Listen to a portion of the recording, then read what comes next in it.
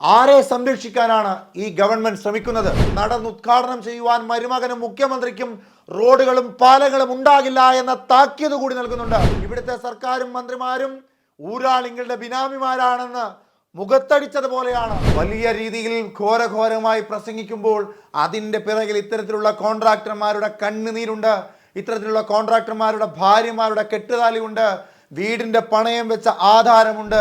സർക്കാരിൻ്റെ എല്ലാ വകുപ്പുകളിലും അഴിമതിയും സ്വജനപക്ഷപാതവുമാണ് നടക്കുന്നത് എന്ന ആരോപണം രണ്ടാം പിണറായി സർക്കാരിന് ശക്തമായുണ്ട്. വിവിധ മേഖലകളിൽ ജോലി ചെയ്യുന്ന സാധാരണക്കാരായ ജനങ്ങളെല്ലാവരും എല്ലാ വേദികളിലും മുഖ്യമന്ത്രിക്കും ഇവിടുത്തെ മന്ത്രിസഭയ്ക്കുമെതിരായി രൂക്ഷ വിമർശനങ്ങളും അഴിമതി ആരോപണങ്ങളും ഒക്കെ നടത്താറുണ്ട്. ഇപ്പോൾ ഏറ്റവും ഒടുവിൽ തദ്ദേശ സ്വയംഭരണ സ്ഥാപനം തൊട്ട് മുകളിലോട്ടുള്ള എല്ലാ തരത്തിലുമുള്ള വികസനങ്ങളിലും സർക്കാരിനോടൊപ്പം ചേർന്ന് നിന്ന് പ്രവർത്തിക്കുന്ന ഗവൺമെൻറ് കോൺട്രാക്ടേഴ്സിനെ ദ്രോഹിക്കുകയാണ് ഈ സർക്കാർ എന്ന ആരോപണവുമായി എത്തിയിരിക്കുകയാണ് all Kerala government contractors association.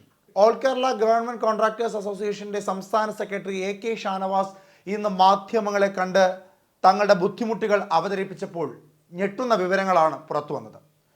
ഒന്നും രണ്ടുമല്ല, കഴിഞ്ഞ കുറേ നാളുകളായി, കഴിഞ്ഞ കുറേ മാസങ്ങളായി 17,000 കോടി രൂപയാണ് സർക്കാർ കോൺട്രാക്ടർമാർക്ക് തരാനുള്ളത്. സ്വർണവും മറ്റ് വസ്തുവകകളും എല്ലാം പണയം വെച്ചുകൊണ്ട് സർക്കാർ നൽകിയ കരാർ കൃത്യസമയത്ത് പൂർത്തീകരിച്ച് നൽകുന്ന കോൺട്രാക്ടർമാരെ ആത്മഹത്യയുടെ വക്കിൽ കൊണ്ടു ചെന്ന് എത്തിച്ചിരിക്കുകയാണ് ഇവിടുത്തെ സർക്കാർ. എല്ലാ മേഖലകളിലും ഉള്ളവരെ ദ്രോഹിക്കുന്നത് പോലെയല്ല ഇത്. ഈ നാടിൻ്റെ വികസനത്തിൻ്റെ പേരിൽ ഇവിടെ റോഡുകൾ വരുമ്പോൾ, ഇവിടെ വലിയ കെട്ടിടങ്ങൾ വരുമ്പോൾ അതിൻ്റെ എല്ലാ ശിലാസ്ഥാപനവും നടത്തി ഇവിടുത്തെ മരുമോനും മുഖ്യമന്ത്രി അടക്കമുള്ള മന്ത്രിമാരും മുഖ്യമന്ത്രിയും ഒക്കെ വലിയ രീതിയിൽ ഘോരഘോരമായി പ്രസംഗിക്കുമ്പോൾ അതിൻ്റെ പിറകിൽ ഇത്തരത്തിലുള്ള കോൺട്രാക്ടർമാരുടെ കണ്ണുനീരുണ്ട്, ഇത്തരത്തിലുള്ള കോൺട്രാക്ടർമാരുടെ ഭാര്യമാരുടെ കെട്ടുതാലിയുണ്ട്, വീടിൻ്റെ പണയം വെച്ച ആധാരമുണ്ട് എന്നതോർക്കാതെ അവരെ ഏതൊക്കെ തരത്തിൽ ദ്രോഹിക്കാമോ അത്തരത്തിലെല്ലാം ദ്രോഹിക്കുകയാണ് ഈ സർക്കാർ എന്ന് മുഖത്തടിച്ചു പറയുകയാണ് ഓൾ കേരള കോൺട്രാക്ടേഴ്സ് അസോസിയേഷൻ. ബില്ലുകൾ കൃത്യസമയത്ത് പാസ്സായി കിട്ടാത്തത് കാരണം വലിയ ബുദ്ധിമുട്ടിലാണവർ. സ്വന്തം മക്കളുടെ വിദ്യാഭ്യാസം, സ്വന്തം വീട്ടിലെ അവശ്യ സാധനങ്ങൾ എത്തിക്കുന്നതുമായി ബന്ധപ്പെട്ട് അങ്ങനെ എല്ലാ തരത്തിലും ഈ സർക്കാരിൻ്റെ അഴിമതി കാരണം, ഈ സർക്കാരിൻ്റെ സ്വജനപക്ഷപാതം കാരണം, ഈ സർക്കാരിൻ്റെ ക്രൂരമായ നടപടികൾ കാരണം ബുദ്ധിമുട്ടുകയാണ് ഓൾ കേരള കോൺട്രാക്ടേഴ്സ് അസോസിയേഷനും. അവർ ഡെപ്പോസിറ്റായിട്ട് നൽകേണ്ട സെക്യൂരിറ്റി ഡെപ്പോസിറ്റ് 3 ഇരട്ടിയായി വർദ്ധിപ്പിച്ചിരിക്കുകയാണ്. മുഹമ്മദ് റിയാസ് ഒക്കെ പൊതുമരാമത്ത് വകുപ്പ് മന്ത്രിയായി വരുമ്പോൾ വലിയ പ്രതീക്ഷയായിരുന്നു. ഒരു ചെറുപ്പക്കാരൻ ഒരു മന്ത്രിസ്ഥാനത്തേക്ക് വരുന്നു, തങ്ങളുടെ കഷ്ടപ്പാടുകൾ പറഞ്ഞാൽ അദ്ദേഹത്തിന് മനസ്സിലാകും, തങ്ങളുടെ കണ്ണുനീരിൻ്റെ വ്യാപ്തി കാണിച്ചാൽ അദ്ദേഹത്തിന് മനസ്സിലാകും എന്നൊക്കെ കരുതി വളരെ സന്തോഷത്തോടു കൂടിയിരുന്ന കോൺട്രാക്ടർമാരുടെ വയറ്റത്തടിക്കുന്ന നിലപാടാണ് മുഹമ്മദ് റിയാസ് അടക്കം എടുത്തിരിക്കുന്നത് എന്നാണ് കോൺട്രാക്ടേഴ്സ് പറയുന്നത്. നവകേരള സദസ്സിൽ 140 മണ്ഡലങ്ങളിലും പരാതി സമർപ്പിച്ചു. 140 മണ്ഡലങ്ങളിലും നേരത്തെ മുൻകൂട്ടി തയ്യാറാക്കിയ മറുപടി മാത്രമാണ് വന്നത്. എല്ലാം പരിശോധിക്കുന്നുണ്ട്, വേണ്ട വകുപ്പുകളിൽ നിന്നും കൃത്യമായ ഇടപെടലുകൾ ഉണ്ടാകുമെന്ന മുൻകൂട്ടി തയ്യാറാക്കിയ മറുപടി. നാണം കെട്ട രീതിയാണ് ഇവിടുത്തെ സർക്കാർ ഈ കോൺട്രാക്ടർമാരോട് കാണിക്കുന്നത്. നുറുങ്ങുന്ന വേദനയോട് കൂടിയായിരുന്നു മാധ്യമങ്ങളെ കണ്ട് AK ഷാനവാസ് അടക്കമുള്ള ഓൾ കേരള കോൺട്രാക്ടേഴ്സ് അസോസിയേഷൻ തങ്ങളുടെ ബുദ്ധിമുട്ടുകൾ അവതരിപ്പിച്ചത്. നവകേരള സദസ്സിലെ 14 ജില്ലകളിലും ഞങ്ങളുടെ ആവലാതികൾ പറഞ്ഞുകൊണ്ടുള്ള നിവേദനം 14 ജില്ലാ കമ്മിറ്റികളും താലൂക്ക് കമ്മിറ്റികളും നൽകുകയുണ്ടായി. എല്ലാം ഇതിന് നിയമത്തിന് വേണ്ടി വിട്ടിരിക്കുന്നു എന്നുള്ളൊരു മറുപടിയും കിട്ടിയിട്ടുണ്ട്. അതിൽ യാതൊരു കാര്യവുമില്ല എന്ന് പൂർണ്ണമായി മനസ്സിലാക്കുന്നവരാണ് നമ്മൾ. കാരണം മന്ത്രി മുമ്പേ വന്നിരുന്ന് പറഞ്ഞ് സമ്മതിച്ച വാക്ക് പോലും നിറവേറ്റുന്നില്ലല്ലോ. മന്ത്രി ഞങ്ങൾക്ക് ഒരു മേശയ്ക്ക് ചുറ്റും ഇരുന്ന് മന്ത്രി സംസാരിച്ചു, ചീഫ് എഞ്ചിനീയർമാരെയും ഉദ്യോഗസ്ഥന്മാരെയും വിളിച്ചിരുത്തി സംസാരിച്ചു. ഇവർ പറയുന്ന കാര്യങ്ങൾ ശരിക്കും നമ്മൾ നടപ്പിലാക്കേണ്ടതാണെന്ന് മന്ത്രി ഞങ്ങളുടെ മുന്നിൽ പറഞ്ഞു. എന്നിട്ട് ഈ ഉദ്യോഗസ്ഥന്മാരും ചെയ്യുന്നില്ല, തിരിച്ചു മന്ത്രിയുടെ അടുത്ത് ചെല്ലുമ്പോൾ അത് അവർ ചെയ്യും. ഇതെല്ലാം ഒരു ഇരട്ടത്താപ്പാണ്, കളിയാണ്, കരാറുകാരെ മുഖവിലക്കെടുക്കുന്നില്ല എന്നുള്ളതാണ് സത്യം എന്ന് ഞങ്ങൾ പറയുന്നില്ല. ഇവിടുത്തെ നേതാക്കന്മാർക്ക് പങ്കുണ്ടുള്ളത് കൊണ്ട് മാത്രമാണ് ഊരാളുകളിനെ തഴച്ചു വളരാൻ വിട്ടിരിക്കുന്നത് എന്ന് പറയാൻ ഞങ്ങൾ ആഗ്രഹിക്കുന്നു. ആരെയും വ്യക്തിപരമായി ഞങ്ങൾ എടുത്തു പറയുന്നില്ല. നേതാക്കന്മാർക്ക് പങ്കുണ്ട് എന്നുള്ളത് സത്യമാണ്. അല്ലെങ്കിൽ പിന്നെ ഏത് വർക്ക് വന്നാലും ഊരാളുകളിന് ഒരു ബുദ്ധിമുട്ടില്ലല്ലോ ഇവിടെ പണി ചെയ്യാൻ. കേരളത്തെ കരാറുകാരുടെ വളരെയധികം ദയനീയ സ്ഥിതിയിലേക്ക് പോയിക്കൊണ്ടിരിക്കുകയല്ലേ. ഇവിടുത്തെ ഈ വികസനം എന്ന് പറയുന്നത് മൊത്തം കേരളത്തിലെ കരാറുകാർ ചെയ്തതല്ലേ. ഊരാളുങ്കിൽ എന്നാ വന്നേ? ഈ വന്നിട്ട് 4-5 വർഷമല്ലേ ആയുള്ളൂ. അത് ഗവൺമെന്റ് മനസ്സിലാക്കുന്നില്ല എന്നുള്ളതാണ് ഞങ്ങളുടെ വിഷമം.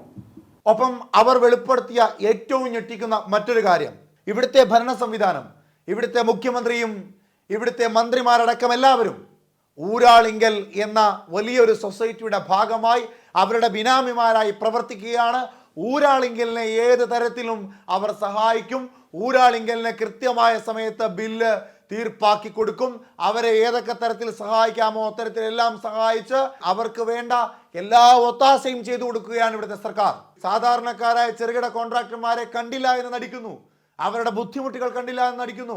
ഊരാളിങ്കലിനെ ഇങ്ങനെ മല പോലെ വളർത്തുകയും സാധാരണക്കാരായ കോൺട്രാക്ടർമാരുടെ വയറ്റത്തടിക്കുകയും ചെയ്യുകയാണ് ഇവിടുത്തെ സർക്കാർ എന്ന് അവർ മാധ്യമങ്ങളുടെ മുമ്പിൽ തുറന്നു പറയുന്നു.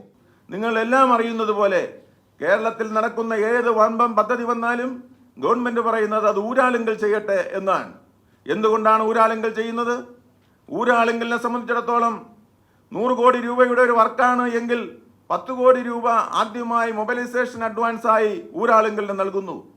അതുപോലെ 10 കോടി രൂപ യന്ത്ര സാമഗ്രികൾ വാങ്ങുന്നതിന് വേണ്ടി ഊരാളുങ്കലിന് നൽകുന്നു. അത് സർക്കാരിനൊരു സാമ്പത്തിക ബാധ്യതയേ അല്ല. ഏത് രീതിയിലായാലും ഊരാളുങ്കൽ സൊസൈറ്റി തഴച്ചു വളരുന്നതിനുള്ള ഒരു സാഹചര്യമാണ് ഈ ഗവൺമെന്റ് ഇപ്പോൾ നടപ്പിലാക്കിക്കൊണ്ടിരിക്കുന്നത് എന്നുള്ളത് വളരെ വിഷമത്തോടുകൂടി മനോവേദനയോടുകൂടി നിങ്ങളെ ബോധിപ്പിക്കാൻ ആഗ്രഹിക്കുകയാണ്. ഊരാളുങ്കൽ മാത്രം മതി എന്ന് പറയുന്ന ഒരു സ്ഥിതിയിലേക്ക് നമ്മുടെ ഗവൺമെന്റ് ഇന്ന് കരാർ മേഖലയെ പാടെ അവഗണിച്ചുകൊണ്ട് എല്ലാ വർക്കുകളും ഊരാളുങ്കൽ ചെയ്യട്ടെ എന്നുള്ളൊരവസ്ഥയിലേക്ക് കൊണ്ടെത്തിച്ചിരിക്കുന്നു. ആരാണ് ഈ ഊരാളുങ്കൽ? ഇവിടുത്തെ നേതാക്കന്മാരുടെയും മറ്റുന്നതന്മാരുടെയും ബിനാമിയാണ് ഊരാളുങ്കൽ എന്ന് പറയാൻ ഞങ്ങൾക്ക് യാതൊരു സംശയവുമില്ല. ആ ഊരാളുങ്കലിന് വർക്ക് കൊടുത്താൽ അതിൻ്റെ ആനുപാതികമായ വിഹിതം ഇവിടുത്തെ നേതാക്കന്മാർക്കും അതുപോലെ വമ്പന്മാർക്കും ഉണ്ടാകും. അതുകൊണ്ട് തന്നെയാണ് ഗവൺമെന്റ് ഊരാളുങ്കലിന് വളരെയധികം പ്രോത്സാഹനം നൽകിക്കൊണ്ടിരിക്കുന്നത് എന്ന് പറയുവാൻ ഞങ്ങൾക്ക് വളരെയധികം മനോവേദനയോടുകൂടിയാണ് ഞങ്ങളത് പറയുന്നത്. കരാറുകാർ ആത്മഹത്യ വക്കി നിൽക്കുന്നു, ഊരാളുങ്കലിനെ തഴച്ചു വളരാനുള്ള അവസരം ഒരുക്കി കൊടുക്കുന്നു ഈ ഗവൺമെന്റ്. എന്ത് വിരോധാഭാസമാണ് ഇവിടെ നടക്കുന്നത്? 17,000 കോടി രൂപ ഇവിടെ കരാറുകാർക്ക് കൊടുക്കാനുണ്ട്, അത് കൊടുക്കാൻ പൈസയില്ല. ഊരാളുങ്കലിന് ഇന്ന് ചെയ്യുന്ന പണിക്ക് ഒരു വർക്ക് പുതുതായി കൊടുത്താൽ അവർക്ക് അഡ്വാൻസ് കൊടുക്കാൻ ഗവൺമെന്റിന്റെ പൈസയുണ്ട്. അത് ചോദ്യം ചെയ്തുകൊണ്ട് കോടതിയിൽ പോയാൽ പോലും ഞങ്ങൾക്ക് നീതി ലഭിക്കുന്നില്ല. ഉദ്യോഗസ്ഥരോട് പരാതിപ്പെട്ടാൽ പോലും ഞങ്ങൾക്ക് നീതി ലഭിക്കുന്നില്ല. അതുകൊണ്ട് ഈ ഊരാളുങ്കൽ സൊസൈറ്റിയുടെ ഈ കടന്നാക്രമണം, നേതാക്കന്മാർക്ക് വേണ്ടിയുള്ള ഊരാളുങ്കൽ സൊസൈറ്റിയുടെ ഈ വഴിപിഴച്ച പോക്ക് നിയന്ത്രിക്കാൻ കഴിയുന്നില്ലെങ്കിൽ അത് വളരെയധികം നൂറുകണക്കിന് കരാറുകാരെ ഈ മേഖലയിൽ നിന്ന് തുടച്ചു നീക്കുന്നതോടൊപ്പം അവർ ആത്മഹത്യ ചെയ്യാനുള്ളൊരു സ്ഥിതിയിലേക്ക് കൊണ്ടു ചെന്നെത്തിക്കാനുള്ള ദയനീയ അവസ്ഥ കൂടി ഞങ്ങൾ സൂചിപ്പിക്കുകയാണ്. ഇവിടുത്തെ സർക്കാരും മന്ത്രിമാരും ഊരാളുങ്കലിന്റെ ബിനാമിമാരാണെന്ന് മുഖത്തടിച്ചതുപോലെയാണ് AK ഷാനവാസ് അടക്കമുള്ള ഓൾ കേരള കോൺട്രാക്ടേഴ്സ് അസോസിയേഷന്റെ ഭാരവാഹികൾ പറയുന്നത്. പലതവണ തങ്ങളുടെ പ്രശ്നങ്ങൾ പറഞ്ഞിട്ടും പഞ്ചപുച്ഛമടക്കിയിരിക്കുന്ന മുഖ്യമന്ത്രിയുമായി നാളെ ഒരു ചർച്ച കൂടി അവർ നടത്തും. ആ ചർച്ചയിലും തങ്ങൾക്ക് വേണ്ട നടപടികൾ സ്വീകരിക്കുവാൻ ഇവിടുത്തെ മന്ത്രിസഭയ്ക്ക് സാധിച്ചില്ലെങ്കിൽ, ഇവിടുത്തെ മുഖ്യമന്ത്രിക്ക് സാധിച്ചില്ലെങ്കിൽ, ഇവിടുത്തെ മുഹമ്മദ് റിയാസ് എന്ന സ്വന്തം മരുമകനും സാധിച്ചില്ലെങ്കിൽ തൊട്ടടുത്ത ദിവസങ്ങളിൽ, അതായത് ഫെബ്രുവരി 1-ാം തീയതി സെക്രട്ടേറിയറ്റിന് മുൻപിലേക്ക് മുദ്രാവാക്യങ്ങൾ ഉയർത്തിക്കൊണ്ട് സെക്രട്ടേറിയറ്റിന് മുൻപിലേക്ക് തങ്ങളുടെ സങ്കടങ്ങൾ ഏറ്റുവിളിച്ചു പറഞ്ഞുകൊണ്ട് പ്രതിഷേധം ഉയർത്തുവാൻ തയ്യാറെടുത്തിരിക്കുകയാണ് ഓൾ കേരള കോൺട്രാക്ടേഴ്സ് അസോസിയേഷൻ. അതിലും തീർപ്പായില്ലെങ്കിൽ ഫെബ്രുവരി 10-ാം തീയതി മുതൽ എല്ലാ പ്രവർത്തനങ്ങളും നിർത്തിവെച്ചുകൊണ്ട്, എല്ലാ കരാറുകളും മരവിപ്പിച്ചു വെച്ചുകൊണ്ട് സർക്കാരിനെ പ്രതിസന്ധിയിലാക്കി ഇതിന് വേണ്ട നടപടി സ്വീകരിപ്പിക്കും എന്ന ഉറച്ച നിലപാടിലാണ് കോൺട്രാക്ടേഴ്സ് അസോസിയേഷൻ. ആരെ സംരക്ഷിക്കാനാണ് ഈ ഗവൺമെന്റ് ശ്രമിക്കുന്നത്? ഊരാളിങ്കൽ എന്ന വൻകിട കമ്പനിക്ക് വേണ്ടി സാധാരണക്കാരായ കോൺട്രാക്ടേഴ്സിനെ കഷ്ടപ്പെടുത്തുകയാണ്, അവരുടെ വയറ്റത്തടിക്കുകയാണ്, അവരെ ദുസ്സഹമായ സാഹചര്യത്തിലൂടെ ആത്മഹത്യയുടെ വക്കിൽ കൊണ്ടുചെന്നെത്തിച്ചിരിക്കുകയാണ് ഇവിടുത്തെ സർക്കാർ. ഇവിടുത്തെ കർഷകർ ആത്മഹത്യ ചെയ്യുന്നു, ഇവിടുത്തെ വന്ധ്യവയോധികരായ മനുഷ്യന്മാർ തെരുവിലിറങ്ങുന്നു. ഇന്നും സെക്രട്ടേറിയറ്റിന് മുമ്പിൽ വീട്ടമ്മമാരുടെ സമരമുണ്ടായിരുന്നു. എല്ലാ വിഭാഗങ്ങളിലുമുള്ള ജനങ്ങളെ ഏതൊക്കെ തരത്തിൽ ബുദ്ധിമുട്ടിക്കാമോ അത്തരത്തിലെല്ലാം ബുദ്ധിമുട്ടിച്ചുകൊണ്ട് ഏകാധിപത്യത്തിൻ്റെയും സ്വേച്ഛാധിപത്യത്തിൻ്റെയും അഴിമതിയുടെയും ഭരണം തീർക്കുകയാണ് ഇവിടുത്തെ സർക്കാർ. ഇതിനെതിരെ ശക്തമായ പ്രതിഷേധം ഉയർത്തിയിരിക്കുന്നു ഇപ്പോൾ ഓൾ കേരള കോൺട്രാക്ടേഴ്സ് അസോസിയേഷൻ. അവർ തങ്ങളുടെ നിലപാടിൽ ഉറച്ചു നിൽക്കുകയാണ്. അവരുടെ ആരോപണങ്ങളിൽ അവർക്ക് കൃത്യമായ വ്യക്തതയുണ്ട്. അവർ ശക്തമായ പോരാട്ടത്തിന് തയ്യാറെടുക്കുകയാണ്. ആ പോരാട്ടം തുടർന്നാൽ ഇനി ഇവിടെ ശിലാസ്ഥാപനം ചെയ്യുവാൻ, ഇനി ഇവിടെ നടന്നുദ്ഘാടനം ചെയ്യുവാൻ മരുമകനും മുഖ്യമന്ത്രിക്കും റോഡുകളും പാലങ്ങളും ഉണ്ടാകില്ല എന്ന താക്കീത് കൂടി നൽകുന്നുണ്ട് ഓൾ കേരള കോൺട്രാക്ടേഴ്സ് അസോസിയേഷൻ.